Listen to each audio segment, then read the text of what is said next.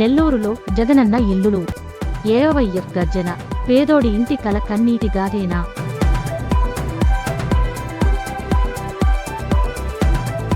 ముగియని నిరీక్షణ. బయట పెయింటింగ్, లోపల మాత్రం అసంపూర్ణం.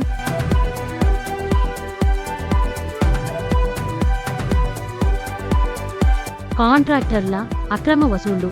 పార్టీలు మారి తప్పించుకుంటున్న వైనం.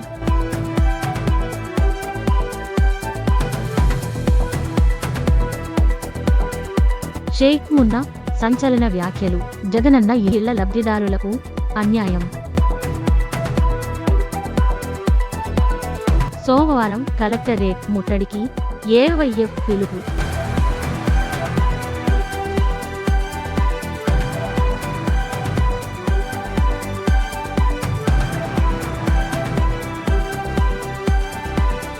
మున్నా ఏవైఎఫ్ నెల్లూరు జిల్లా కార్యదర్శిని.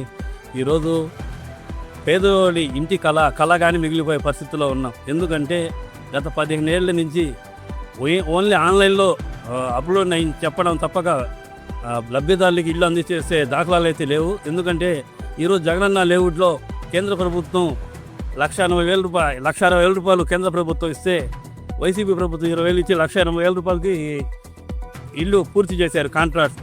ఈ కాంట్రాక్టర్ మొత్తం ఇది ఫినిషింగ్ అయిన ఇల్లు. అంటే బయట అంత దూరం పెయింట్లు వేసి వీళ్ళు లోపల ఎలాంటి ప్లాస్టిక్ లేవు. మా పని అయిపోయింది అని చెప్పి లబ్ధిదారులకు అందించేస్తున్నారు.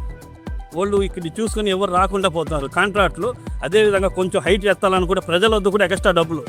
1 అడుగు హైట్ ఎక్కాలంటే 3,000, 30,000.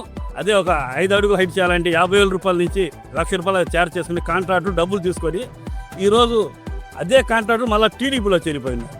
ఈ కాంట్రాక్ట్ ఎక్కడున్నారు?